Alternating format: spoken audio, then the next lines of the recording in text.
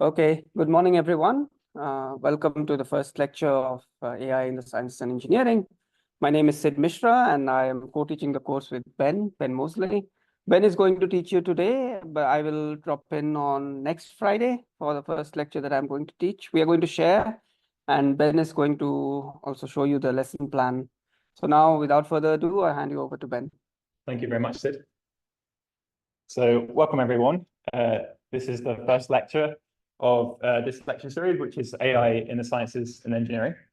So as Sid said, my name is Ben Moseley, and we're going to be teaching this course together throughout the spring semester here at ETH in 2024. So what I'm going to do is dive straight in and give you a very high-level motivation for the course. And then after I've given you that motivation, I'll talk a lot more about the course contents, the assessment, and the practicalities of the course. So let's just dive straight in.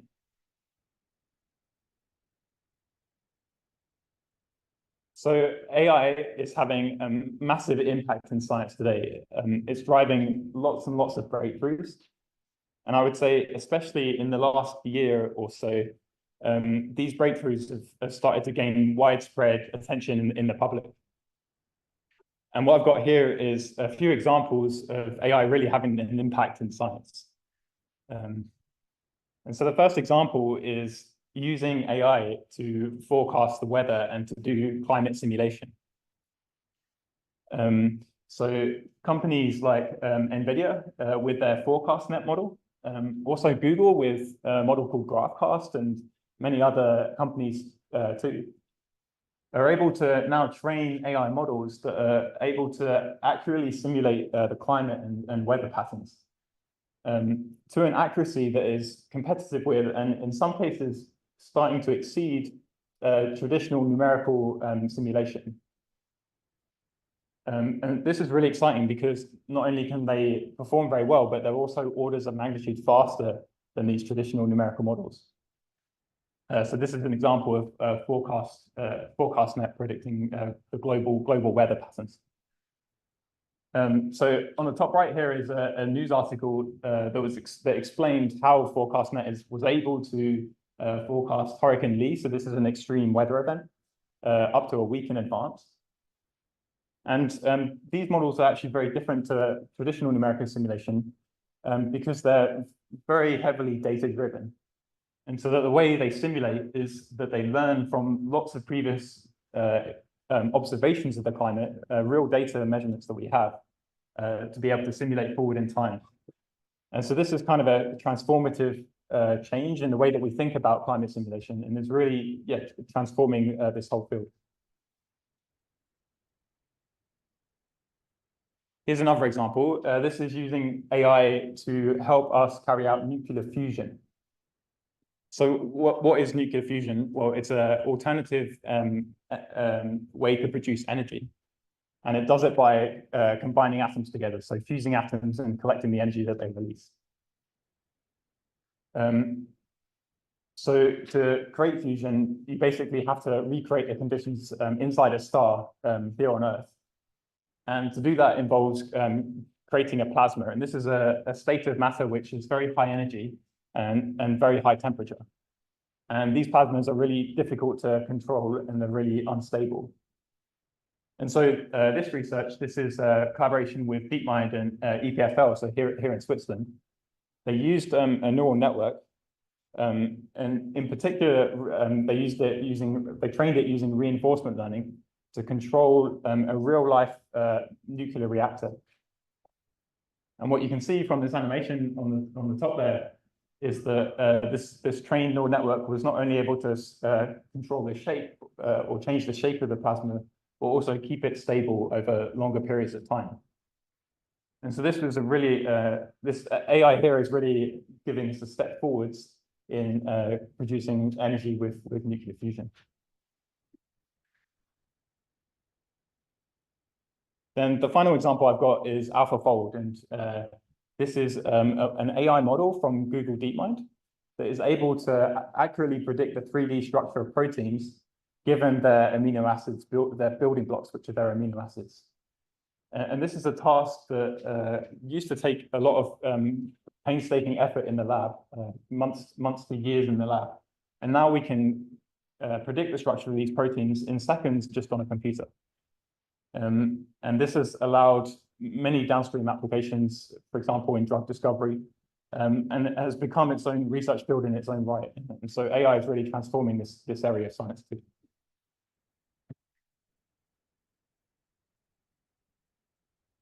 So why is AI impacting science today in such a big way? Well, the reason is because AI itself has exploded in the last decade or so. And there are some really powerful AI technologies in the world today. Most of you, I'm sure, are familiar by now with ChatGPT. This is the model that's taken the world by storm over the last year or so. And more generally, large language models are able to have full conversations with you and do things like summarizing documents and even creating fully autonomous, like digital agents. Another impressive breakthrough has been in image generation in AI. So we can now take a text prompt, for example, a photograph of an astronaut riding a horse, and we can generate a very highly realistic image from that prompt. I mean, just last week, OpenAI announced Sora, which is a text-to-video tool, and that generates incredibly realistic video from text. On the top right here, we've got Gatto. So there is also a trend in AI right now to not just use AI to carry out very narrow tasks, but also to be more general, to become generalist agents. And so Gatto is a model that is able to do not just image classification, but it can also caption images. It can also play Atari games, and it can also have a conversation with you, all using the same model under the hood. We use AI today to help us code. So GitHub Copilot is really good at completing code and suggesting whole blocks of code for you. AI is the fundamental technology between autonomous cars, and we also use AI to translate now very effectively, and AI can translate seamlessly between hundreds of different languages. So if you look at these graphs, you can also see in the numbers, the number of research publications in AI has been growing very quickly. The amount of funding has been growing more or less exponentially. And another kind of interesting trend recently is the number of laws that have been passed in AI is also going up, and we're starting to really think about the ethics behind AI too.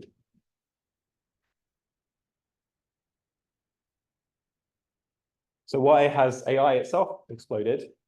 Well, I would argue that what has been driving a lot of the progress in AI over the last decade or more, 90% of that progress has been driven by deep learning. And deep learning is the training of deep neural networks. So before I go any further, I just want to explain what deep learning is, just to make sure that we're all on the same page. So yeah, deep learning is concerned with training deep neural networks. And at the risk of being too simple, but also I think this is a very useful way of talking about deep neural networks, particularly for this course. I'm going to describe a deep neural network as simply a mathematical function. So here, n of x, where the function takes in some vector input x, and it gives some vector output y. And what's really important is that function has some free parameters, we call them thetas, and these parameters are tunable. And so we tune these so that the output of the neural network matches some desired output from some training data set. And then training basically involves having lots of examples of inputs and outputs of the network. You also need a loss function to compare the outputs of the network with the output of the model, and some optimization algorithm that is able to tune the weights based on that loss. So that's very simply what a neural network is, or a deep neural network. Then the next question is, well, what exactly is that function, neural network of X? Well, that function then depends on the specific neural network architecture that you're using. And there are many, many different choices. But pretty much every neural network architecture can be described in this kind of simple way. The final question is, what makes it deep? Well, usually we say a deep neural network is any neural network function that has more than 2 layers, or two layers or more.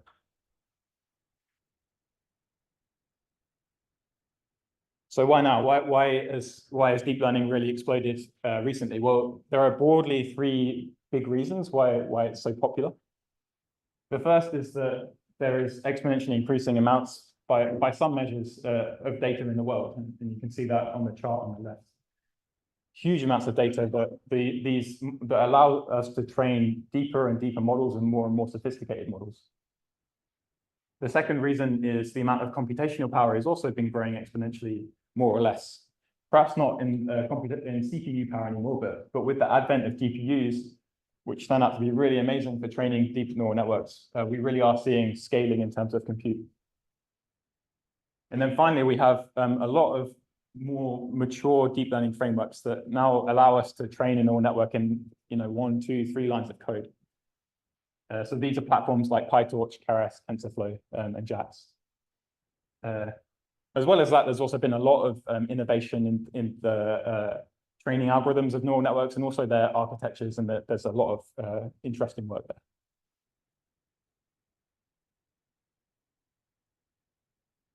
Okay, so I showed you some examples of AI really impacting science today. And what I tried to do here is to think about some of the grand challenges in science that AI could really help us solve.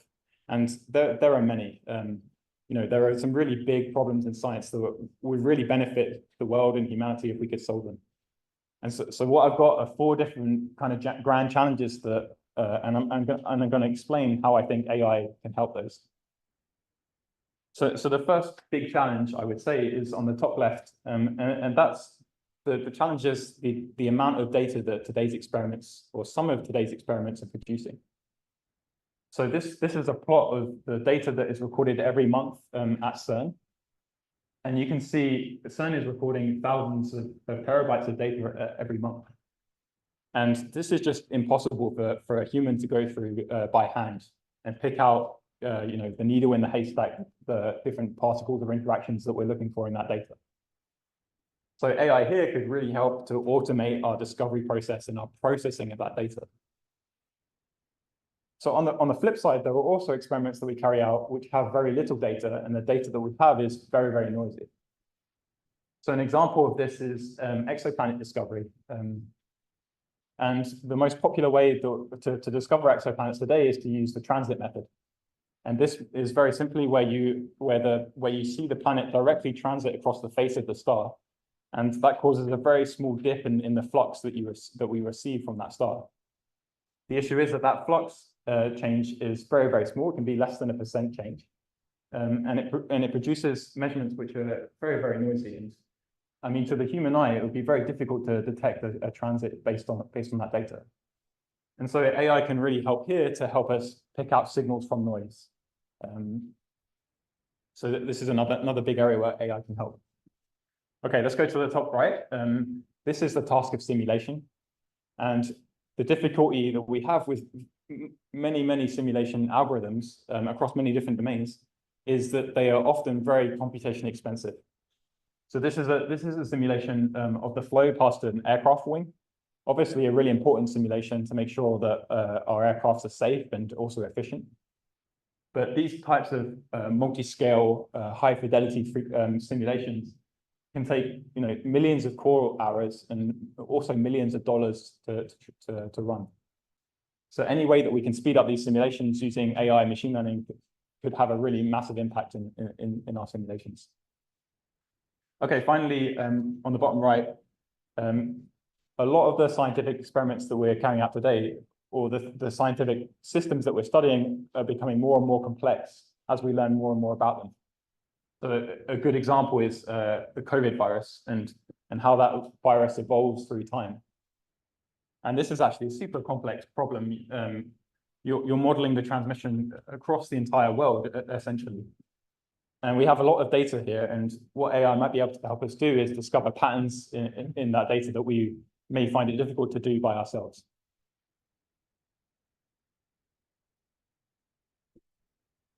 So yeah, rather than me telling you why deep learning is important for science, I thought I might as well just ask AI itself. And so I asked ChatGPT, what are the benefits of using deep learning in science? And ChatGPT actually gives a really brilliant response that basically summarizes what I just told you. So AI can help improve the accuracy of our scientific algorithms. It can also help us automate and automate the discovery from our scientific data. It can enhance our understanding by maybe detecting patterns that we wouldn't be able to see before. And yeah, increases the efficiency. It can help speed up some of our computationally expensive workflows.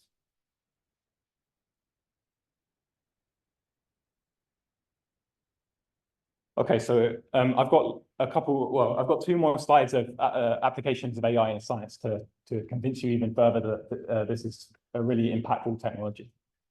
And what I'm showing is many different applications across many different domains, and I'm not going to go through them in detail, but I'll give you a quick summary. So AI is helping us take images or scans of our eyes and segment those images and be able to detect issues or diseases in our eyes.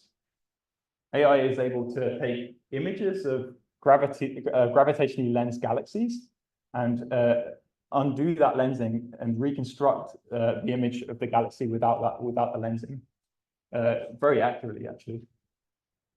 AI is also able to go through data from particle colliders and detect events in that data.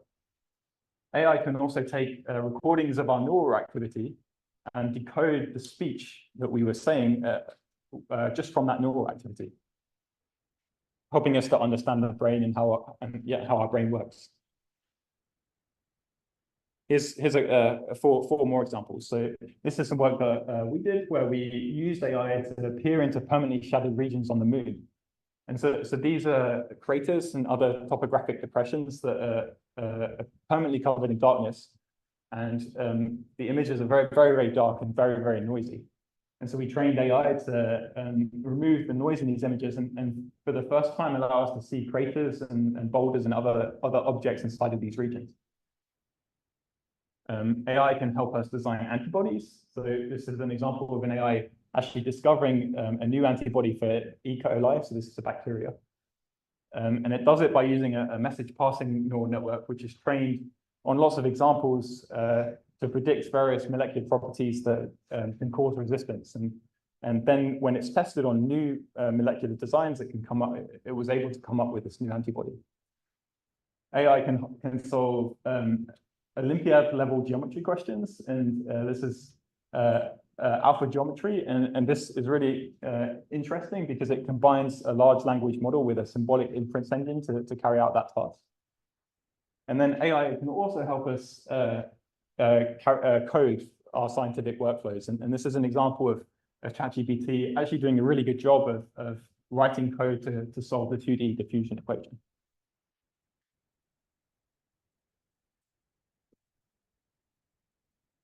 Okay, so I've really bigged up deep learning and AI and the potential for its impact in science. And now I want to bring it down to reality a little bit and tell you some of the challenges of deep learning as well. And it's really important to recognize these challenges, especially if we're going to apply AI to scientific workflows. So there are some big challenges that are very well known by now of deep learning in particular. And I'm going to go through four of them. So the first kind of big challenge is just the sheer size of the models that we're training today. So if you think about ChatGPT, the early versions of ChatGPT took 175, so hundreds of billions of parameters just to train that model. It also took a huge amount of data, essentially scraping the internet to be able to find a training data set for that model. There's a graph here which shows the number of parameters versus time of some of the major machine learning models that have been released. And you can see the trend is going very, very much upwards, and we're getting towards trillion parameter models. And so even just storing these models in memory on the computer and doing inference on them, it can be a challenge. AI also suffers, or deep neural networks also suffer from bias. And a property of deep neural networks is that if you have bias in your training data, that is also going to show up in the outputs of the model. And unfortunately, a lot of the data that we have trained deep neural networks on has contained biases in. For example, when we're carrying out facial recognition and the performance varies across different groups of people. And so this is a really important consideration to make sure that our the AI that we train is fair and ethical. Kind of related to that is the lack of interpretability of deep neural networks. And this is fundamentally because neural networks use a distributed representation when they're processing their inputs. And this can make it really hard to interpret what they're doing or to get them to justify their actions. So for example, if you were training a neural network to drive a car, you would really want it to explain why it took a left or a right-hand turn based on its inputs and its context. Then the final challenge is actually the designing the neural network itself. And it actually is not often obvious what the right neural network architecture, that neural network function that I showed you, should be for a given task. And I would argue that a lot of the progress in AI, or a lot of the research in AI over the last decade, has been experimenting with lots of different architectures. So if you think about, for example, image recognition, a classic task in computer vision, we've gone from fully connected networks to convolutional networks to ResNets to transformers. We're still kind of playing around with the best architecture to use.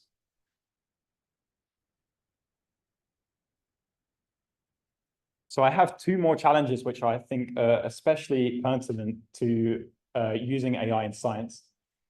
And the first of those two challenges is the challenge of generalization. And so this is the property of deep neural networks, that they often perform very well when they're given an input that's within their training distribution or close to their training data. But as soon as you give them an input that's outside of their training distribution, their performance often decreases very rapidly. So this is a test that I did myself. I took a pre-trained ResNet that was trained on ImageNet. So this is just thousands of different natural images. And if I get it to classify an image of a dog, so this is an image that's within its training distribution, it not only nails that it's a dog, but it also tells us the specific breed very accurately.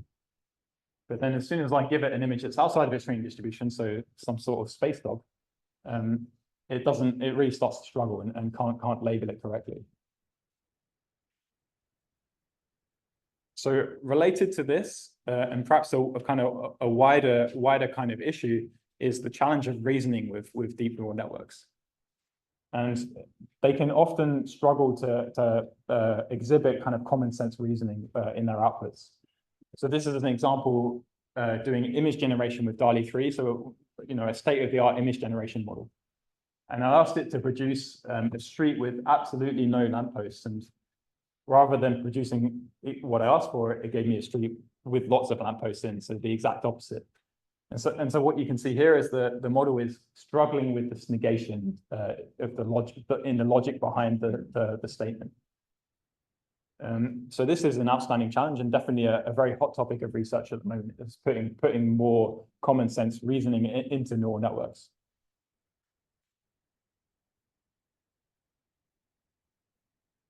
So I showed you the challenges talking through the lens of traditional AI tasks. But what is really important to understand is when we apply AI to science, these limitations also crop up in our scientific workflows that we're using AI for. So this is some work. This is some more work that we did where I show you where we found one of these limitations. And so what we did here was we trained a neural network to carry out simulation, and specifically to carry out simulation of earthquakes through the Earth. So you don't need to know the exact workflow, but at a very high level, we had a neural network here. That took in as input the structure of the Earth, and in particular the velocity of the Earth, which varies depending on the geology of the Earth. And then it produced an output, which is basically the seismic response along the surface of the Earth. So basically the strength of the earthquake wherever you are on the surface. And what we found is, so we trained this neural network with lots of velocity models that were very simple. So they just had horizontal layering and a single fold. And what we found is when we tested that neural network on a velocity model that was close to its training data, so a similar horizontally layered velocity model with a single fold, it was able to predict the seismic response very, very accurately.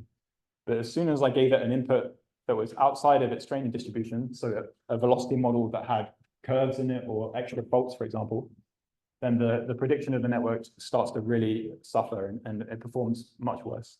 So this is the issue of generalization showing up in a scientific workflow.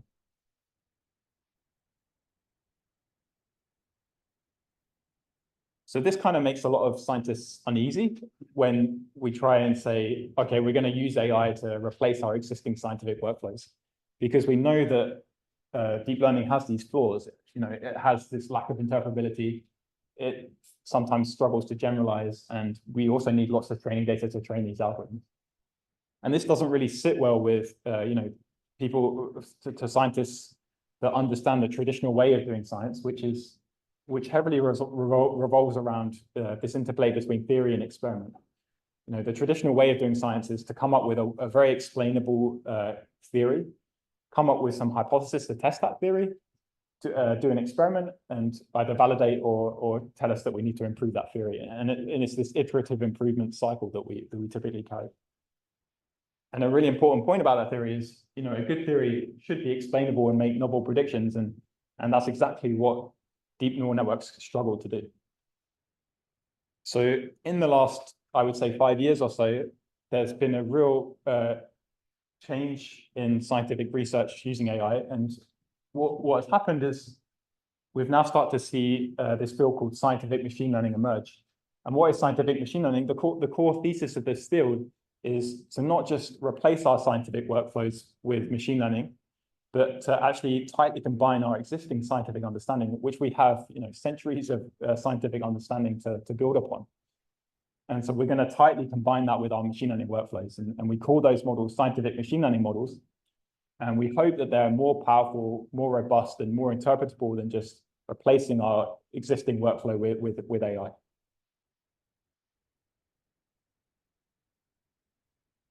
So there are a whole plethora of scientific machine learning techniques that have been proposed and are being currently researched. This is a very, very hot field right now. And you might have heard of some of these techniques already. So, for example, things like physics-informed neural networks, differentiable physics, neural operators, neural differential equations. A lot of these techniques we will be covering in this course in a lot of detail. So you'll see a lot more of these to come.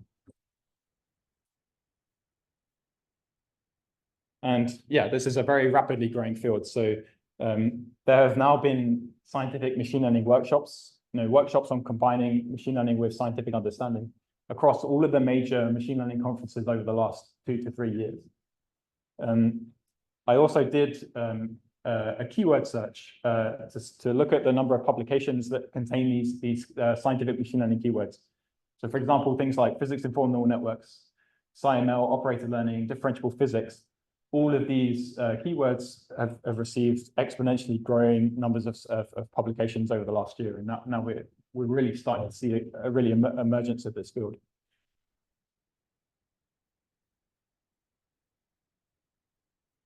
Okay, so I just gave you the kind of very high level motivation of the course, and I've hopefully tried to convince you that AI really is having an impact in science today.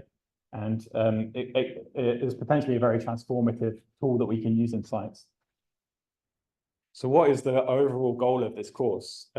So we have kind of 4 big learning objectives for you.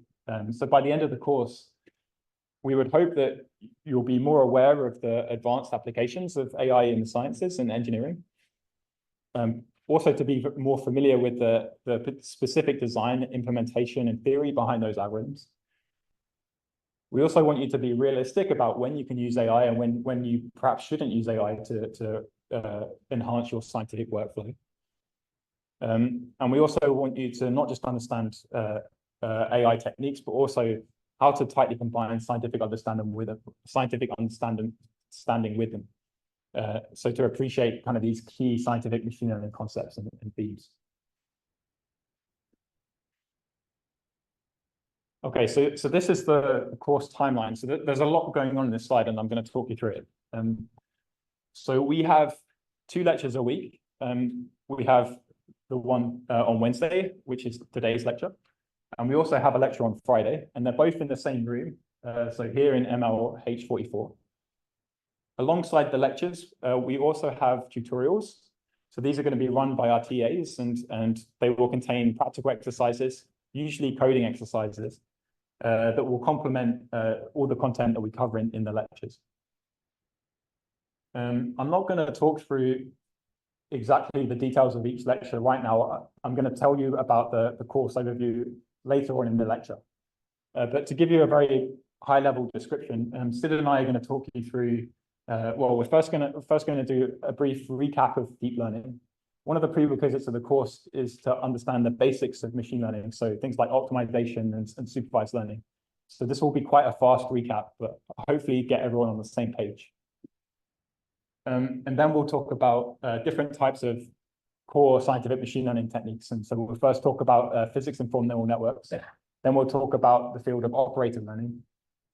Then we'll go into a couple of specific architectures or state-of-the-art architectures that are being used in science. So things like large language models, graph neural networks, diffusion models. Then we'll talk about differentiable physics. And then at the end, we have 2 guest lectures where the lecturer will be talking about machine learning in chemistry and biology. So that should be really exciting. Okay. Oh, the other thing I should say is this schedule might change depending on how quickly we go through material, and we're also actively adding new material. So a lot of the material in this course has been researched in the last year or 2. So we are actively changing this course as well. And there are some practical information as well for the course. So all the materials will be available on our course Moodle page. So this includes the lecture recordings and also the tutorial exercises. We're also running Zoom meetings so that you can join online as well as being in person. And then what you'll probably be most interested in is how we're assessing the course. So the big thing to note is that we don't have any exams for the course.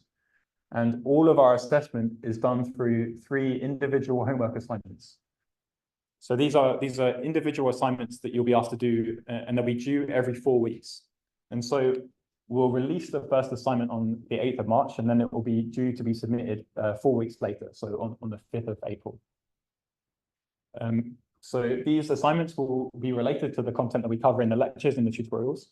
And all the specifics of what we're going to ask you to do and what you'll be asked to deliver for each of those assignments will be given when we release the assignment. So you'll have a very detailed description. And you can also talk to our PDEs who will be helping us mark those assignments. So our teaching assistants for this course are Bogdan and Victor, and they'll be very happy to help you. You can also message us on Google. There's ways that you can connect with us. Okay. So yeah, I've been talking for a while, so we'll just take a quick break and then we'll get back to it in 5 minutes or so. Yeah. Okay, so how does the rest of this lecture look? So what I just gave you was the course motivation and the overview of the course. So now what we're going to spend the rest of the lecture talking about are some of the key scientific tasks that we want to study in science in a very general way. And then I'm also going to try and explain to you how AI can help, or machine learning can help solve those scientific tasks. So I'm going to talk at a fairly abstract level across many different disciplines. But it turns out there are a lot of different scientific tasks that are general or like the common across different disciplines. And so these tasks are simulation problems, inverse control, data assimilation problems, equation discovery, and anomaly detection. So I'm going to talk about those tasks in general. And then at the end of the lecture, I'm going to give more of an overview into scientific machine learning and tell you more about how to more tightly integrate scientific understanding into machine learning and try and motivate some of the key scientific kind of tools and techniques that we'll be studying in much more detail in the upcoming lectures. So what are our learning objectives for the lecture? So we have 3 of them. So by the end of the lecture, you should hopefully understand why AI is so useful in sciences and the impact that it's having. You should also understand the typical types of scientific tasks that we try to solve using machine learning. And you will also understand why the field of scientific machine learning exists and why it's a good idea to combine scientific understanding with machine learning. Okay, so let's talk about some key scientific tasks that are very common across many different scientific domains. And so before I talk about scientific tasks, I should really talk about differential equations or in fact, partial differential equations. And these are really the building blocks behind science. And they really determine or describe the world around us in a very elegant way. From the smallest scales, for example, describing how atoms evolve over time using the Schrödinger equation, to the very largest scales, thinking about how black holes and their dynamics, and these are Einstein's field equations. They also help us understand the Earth. So I showed you an example of climate simulation in the first slide of the lecture. So, the fundamental equations behind these dynamics are the Navier-Stokes equations. And we also know that differential equations can help us understand biology. And in particular, the reaction diffusion equation helps us understand how patterns form when animal skin are growing.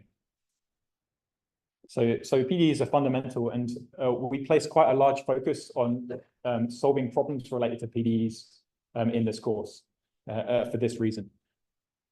So we'll be talking a lot more about how to use AI in the context of differential equations in this course. Okay, so now let's get on to these key scientific tasks. And as I said when I talked about the lecture overview, I'm going to give you examples of specific scientific tasks as I'm talking through, but I really encourage you to think at the higher kind of abstract level, maybe in your field of science, if there are any analogous tasks that you're interested in or you think are hard to solve in your specific field. So the first task is simulation, and what I'm going to try and do here is describe it at a very high level.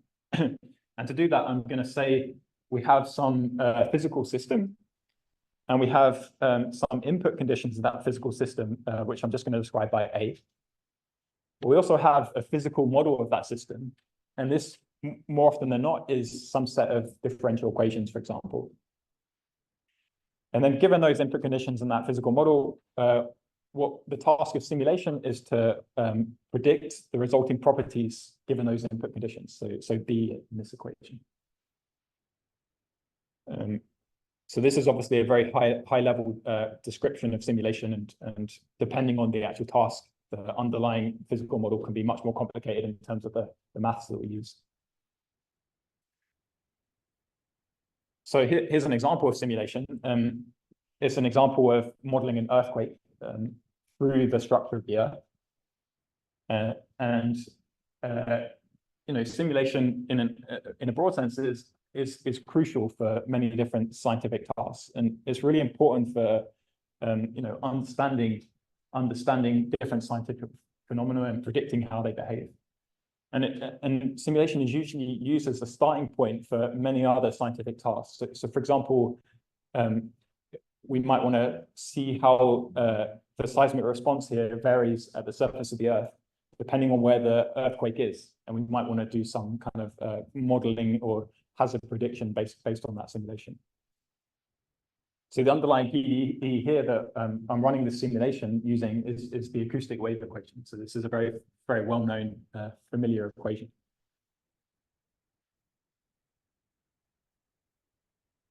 So just to lay it out more explicitly for you using that framework that I just described. So we're trying to predict B here, and B in this case of the simulation is the wave field. So it's the solution of that differential equation, which is essentially the pressure of the seismic wave. U as a function of space and time. And the inputs to the simulation is the velocity model. So this is our model of the Earth, the structure of the Earth, and also the location of the earthquake. And given those input conditions, we want to predict the seismic wave field. And then F here is our differential equation, our wave equation. But also, as well as knowing the equation, we also need some method to solve the equation. And for example, a very common method is to use a finite difference solver when we're solving the wave equation. Okay. So yeah, how do we solve simulation problems? Well, traditionally we use numerical methods. Most PDEs, especially with realistic input conditions, are not analytically solvable, and we have to resort to numerical techniques.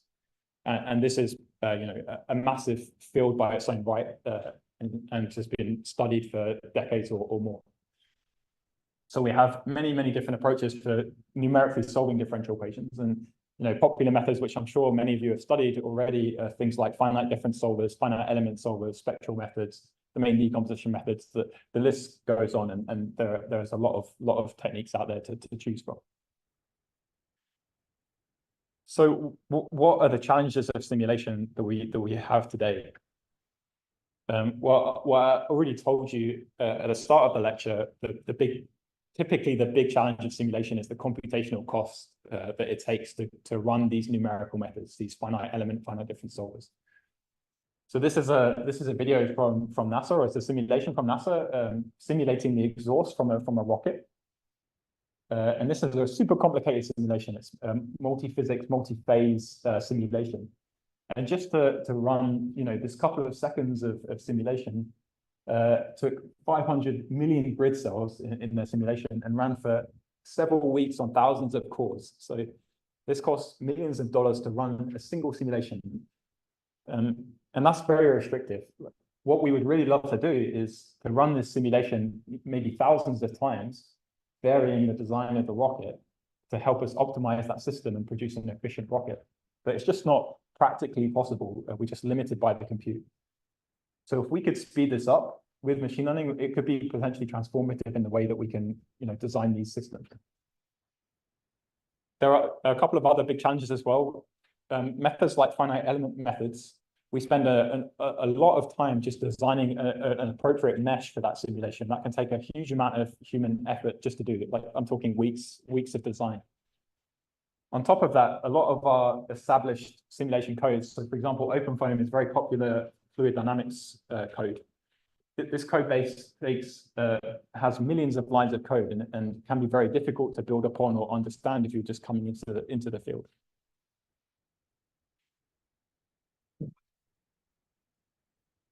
Okay, so we're now going to move on to the next class of problems, and this class of problems are inverse problems. And so what is an inverse problem at a very high level?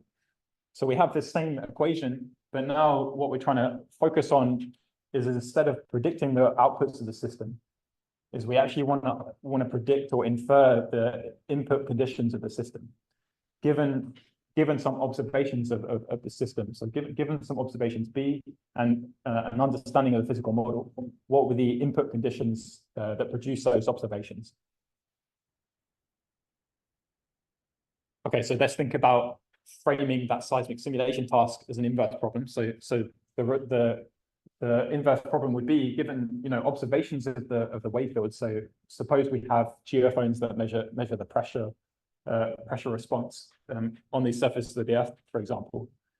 Can we figure out where the earthquake was, and maybe even what the structure of the Earth was as well, the underlying velocity?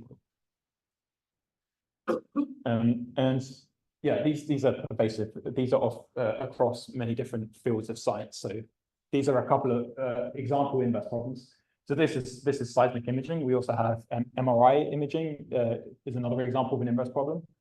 Also, image denoising, removing noise from images, can be thought of as an inverse problem, or estimating infection rates, design problems. The list goes on.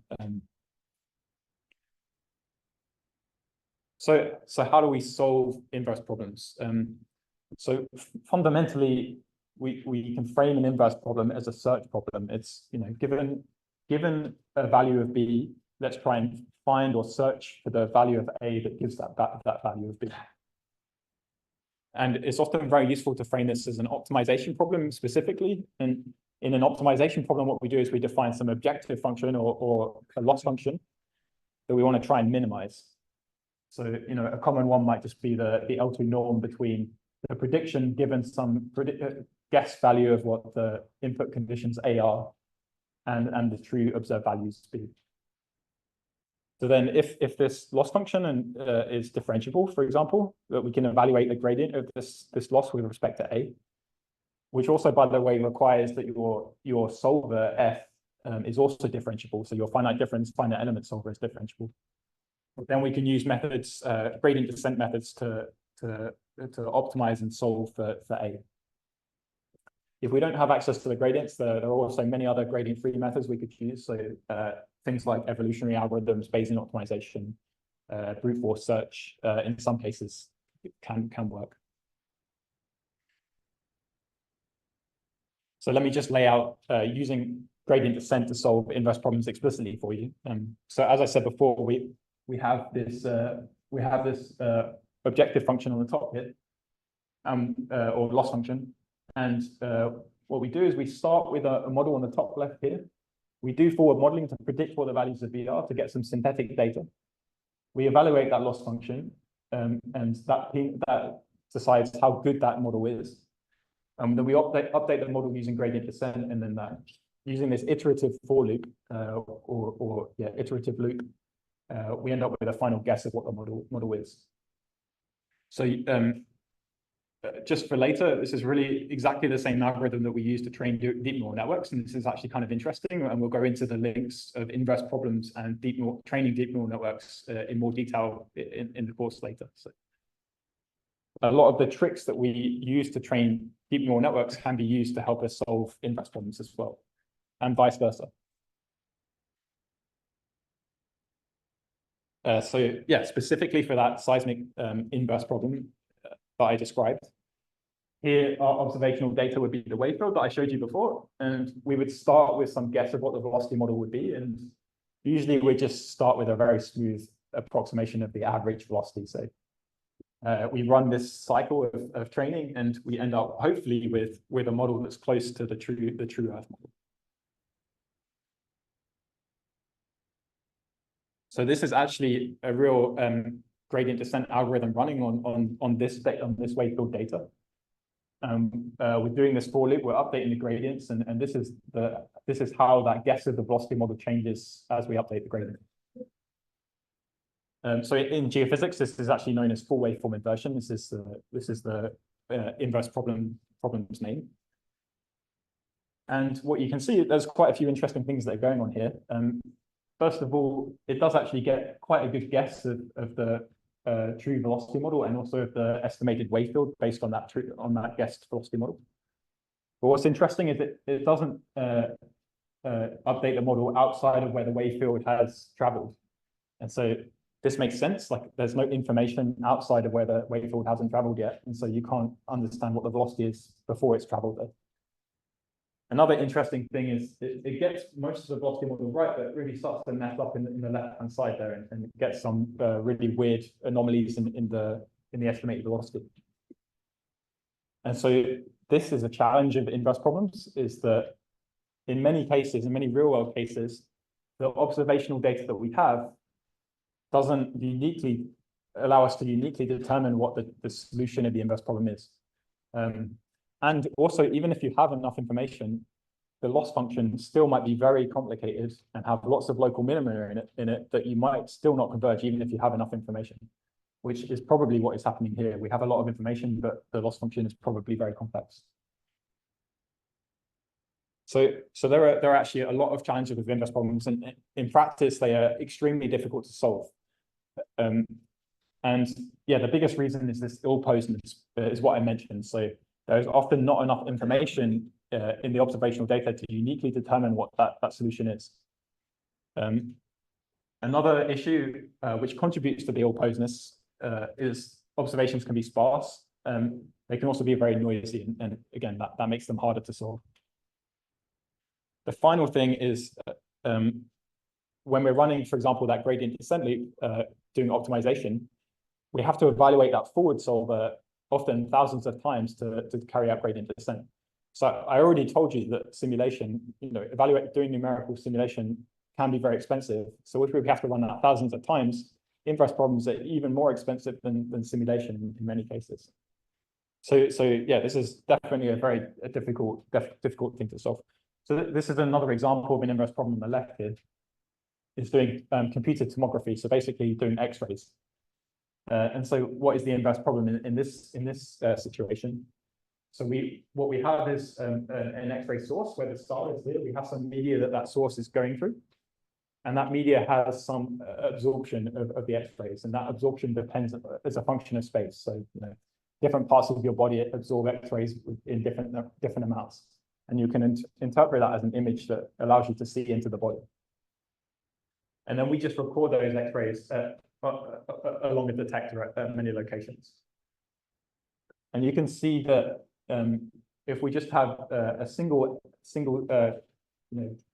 depending on the number of lines that we record, the number of X-rays per meter, that really determines the ill-posedness of the inverse problem. If we have lots of lines, then we could get a really good image. But if we have very few detectors, then it becomes very difficult to reconstruct that image. And you can see the actual data that we receive, the intensity of the X-rays at the detector doesn't look anything like it. It looks like what we call the sinogram. We have to reconstruct from that sinogram the ground truth image. And this is an example of one particular inverse algorithm called a filtered back projection algorithm that is doing that. And it's clearly not getting the exact answer. That is a very noisy estimate of the true solution. Okay. So related to inverse problems are control and data assimilation problems. And it can help to think of these as different classes of inverse problems. So what is a control problem? Well, a control problem is, given a system of differential equations, can we add some action or force into those differential equations that controls the system or the state of the system? So a classic example classic control problem is the inverted pendulum. You can imagine a pendulum on a cart, and the task is to move the cart such that the pendulum ends up inverted like this. And this is a very unstable equilibrium. The underlying equations of motions are here. I'm not going to describe them in detail, but what we're trying to do is vary the force here so that the final state of the pendulum ends up at, the angle tends towards 0. So we can frame this as an inverse problem where A here is the force that we're applying to the cart, F is the different equations and the way that we solve them, and then B is the condition that theta as a function of time tends to 0. Another type of problem is a data assimilation problem. This is a task, for example, where we have noisy measurements of the pendulum itself, and we want to perhaps infer the starting position of the pendulum or maybe the path of the position through time. So again, we could then say A here is the thing that we want to understand, which is the starting position of the pendulum. B are perhaps noisy measurements of X and theta. And then F is, the model that we have, and perhaps a noise model added on top if they're noisy measurements. And the final kind of type of inverse problem is design problems. And so this is the problem that I was talking about when we were designing space rockets, for example. What we want to do is we have some physical system and we want to optimize the design of that system to maximize certain metrics of that system. So another example would be designing the shape of an aerofoil so that we maximize the lift of the aerofoil. And the parameters that we have to play with are maybe the shape of the aerofoil and the angle of attack of the wing. So this is, again, can be thought of as an inverse type problem.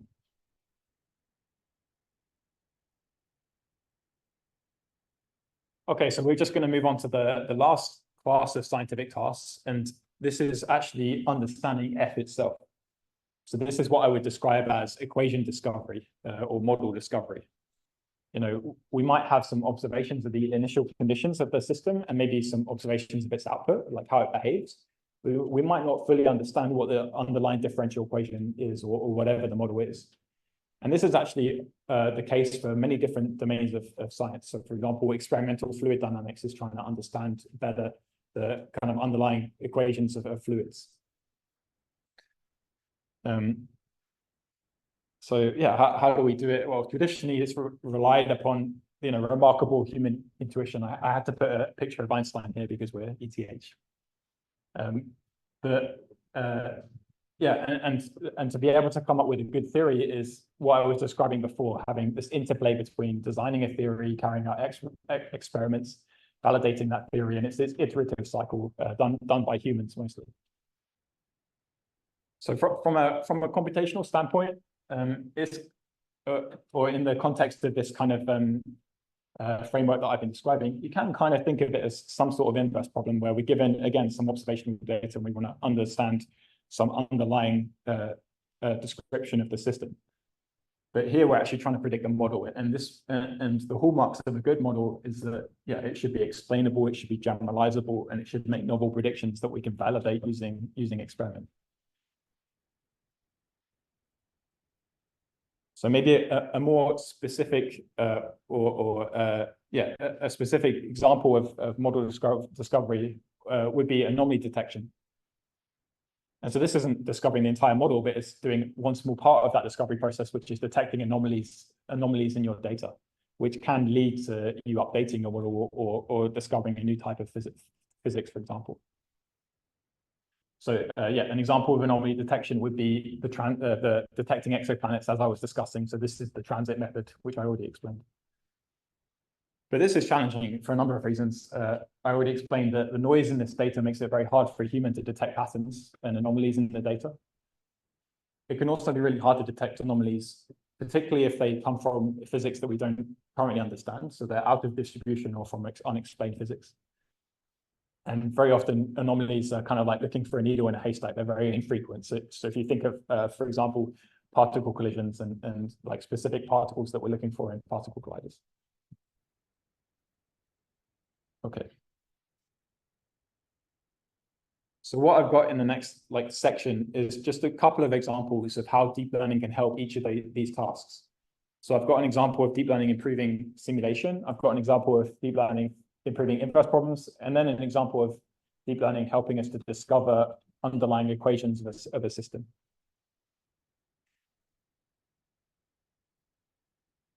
So at a high level, how can deep learning help? So as we saw before, ChatGPT summarizes very nicely for us. It can help us improve the accuracy of these techniques. It can improve the efficiency, the automation, and discovery of our scientific workflows. Okay, so here's an example using machine learning for science, and it's the example that I already showed you using deep neural networks to carry out climate simulations or weather simulations. And so this is ForecastNet, which I showed you this animation on the right here. So what exactly is ForecastNet? Well, ForecastNet is this deep neural network called a Fourier neural operator. So it is just a neural network architecture. It's based on convolutional networks. But what's interesting is it does the convolution in the Fourier domain. So we know that a convolution in the frequency domain is just a multiplication essentially. And what's unique about the Fourier neural operator, rather than just a standard convolutional network, is that when it does that Fourier transform, it actually clips some of the frequencies. So it throws away some of the high frequencies in the input data, essentially. And then it times it by the weight matrix, which is doing the convolution, and then does the inverse Fourier transform back. So this is interesting. There's a lot to be said about the motivation behind Fourier neural operators and operator learning in general, which we are going to talk about a lot more in the course. But for now, you can just think of this as a kind of an intelligent neural network architecture, which is just preferring low frequencies in the inputs. So it has like some prior saying we should model like low frequency trends better. And it turns out that this model is just really good at carrying out weather simulation. And the most important thing is that it is 4 to 5 orders of magnitude faster than solving Navier-Stokes equations or like a full-blown climate model using traditional numerical techniques. Okay, so now let's talk about how can we use deep learning to solve inverse problems. So I showed you this, classical gradient descent algorithm for solving inverse problems that is often used. So how can we put machine learning into this algorithm to try and improve the performance of it? So there are many different ways to use machine learning to solve inverse problems. And this is just one particular way. In the course, we're going to cover many different ways to do this. But one particular way is to use a neural network to actually improve the estimates of the gradient or the step that you're going to take each iteration of the gradient descent loop. So we know that when we estimate the gradient here in the loss function, that gradient, especially if the inverse problem is ill-posed, will be very noisy, and it won't take us in a step that is exactly the right direction to solve the inverse problem. You know, the loss landscape is going to be very complex, and the gradient direction is maybe not the best step to take. So the idea is to train a neural network to take that gradient and update it so that it takes a better step. And how do we learn that neural network? How do we learn to take a better step? Well, we write this algorithm down and we actually differentiate through the entire algorithm using auto differentiation to train the weights of the network. And the loss function that we use to train the network is to match the output of the final algorithm, final model here, to many example inverse problems. I'll be talking a lot more about this when we talk about differentiable physics in the kind of second half of the course. But it turns out if you do this, if you train a neural network to improve the gradient steps, we can start getting a much better performance of the inverse algorithm. And, it starts to remove some of the noise present from the ill-posedness of the problem. Okay. So the final thing task to talk about is equation discovery. So how is machine learning help us discover the underlying equations of the system? So again, this is now becoming its whole field, and this is just one example. There are many different techniques to do this. What this method is doing is very simple. So you can imagine we have some observations here of some physical system. And we don't understand what the underlying differential equation is yet. We just know that we have observations of some variable u, the solution of the equations, and how it evolves through time. So these are our noisy measurements. So how do we discover the underlying differential equation that this u of t obeys? So it's very simple. We fit a neural network to this data. So we have a neural network function here, neural network of x and t, that directly tries to fit this data. So it's just a curve fit to that data. The next step is to compute various gradients of that neural network, that trained neural network. So, you know, that neural network function is just a mathematical function, and we have analytical gradients that we can get from that function. So, you know, the derivative of the output of the network with respect to its inputs, so du by dt and du by dx. So what we do is we just compute a whole library of these gradients at many different random x and t locations, so querying the whole function. And then to discover the underlying equation, given those gradients, we just carry out sparse linear regression over those gradients. So we make the assumption that, for example, the time derivative we see here is just a linear combination of all these different gradients. That's typically how we could frame a differential equation. If you think about writing a differential equation now, it's just a linear combination of these gradients. So that's the assumption that we make about the system, and then we're going to try and learn each of the coefficients of those different gradients to actually kind of discover the underlying equation. Now, I wouldn't say that this is full-blown discovery of a physical model. It's just linear regression, essentially. But it is a starting way to kind of understand or to start discovering the equations. So yeah, this is a paper that came out in Nature Communications a couple of years ago, and it does it fairly well. So it's able to discover this underlying equation here. So this is the Burger's equation. It's fluid problem.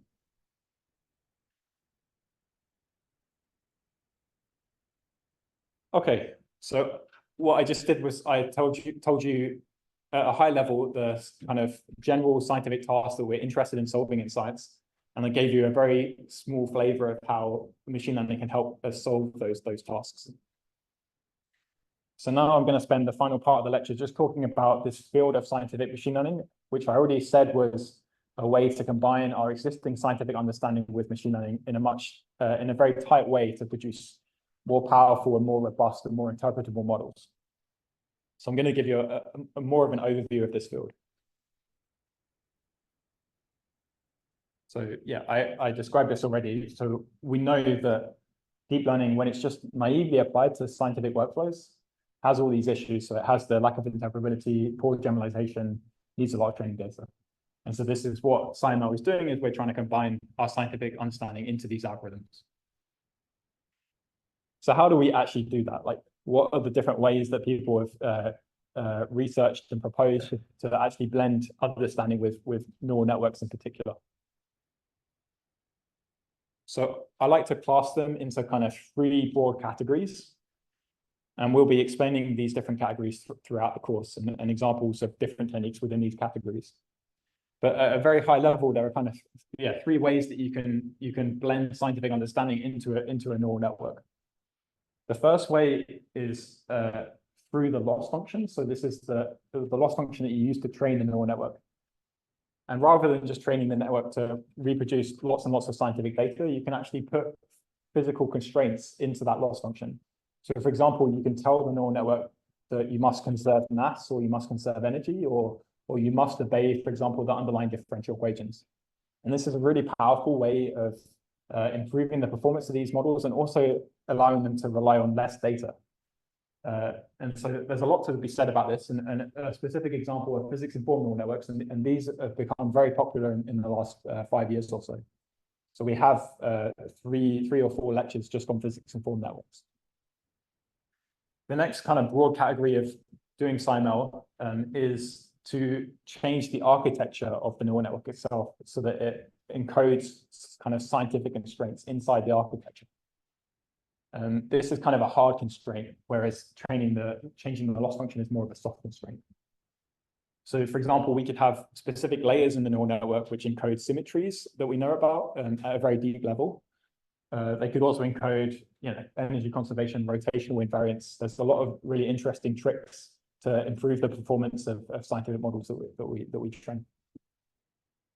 Then the final kind of approach, which is probably the broadest approach, is what I call hybrid methods.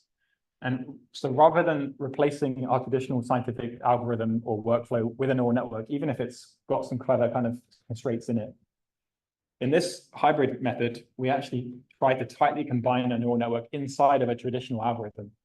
So for example, that inverse problem that I was describing, where we had a gradient descent loop and we put a neural network into a small part of that algorithm.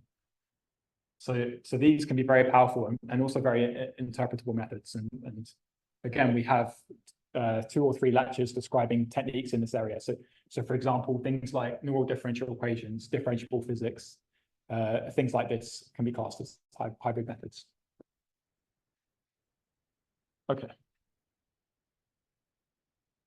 So actually, I said SciML is this rapidly growing field, and there are a whole plethora of techniques out there, of which some of them we're going to cover in detail.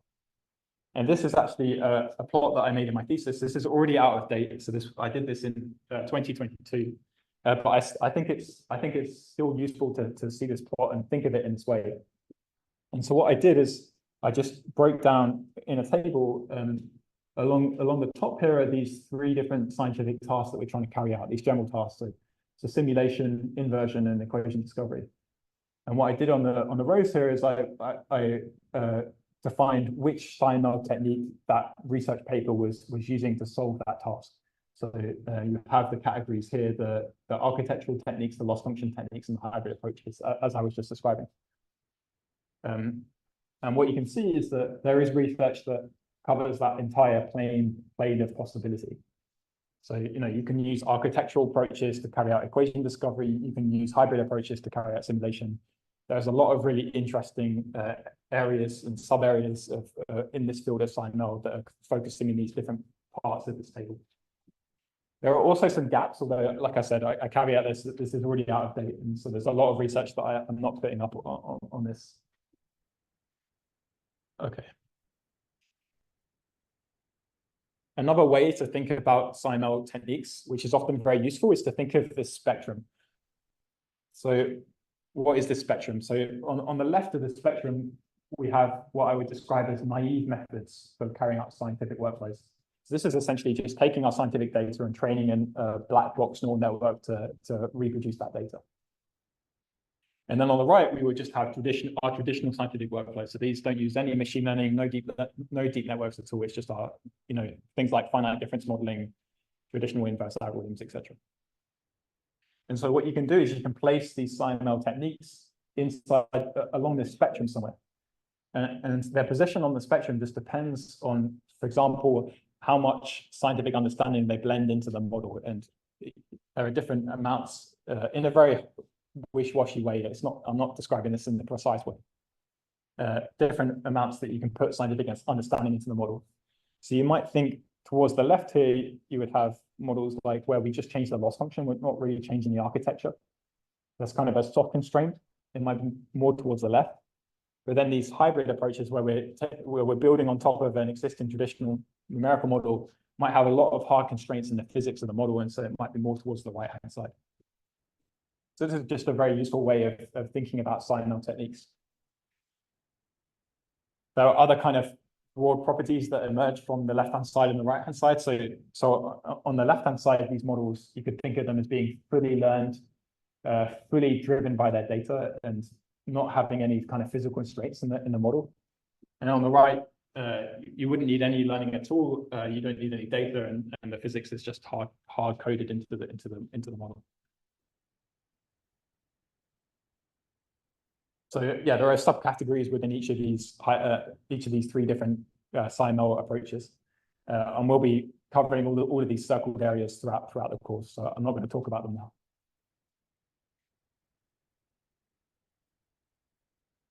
Okay, so let's just go back to the course overview. We're nearly done.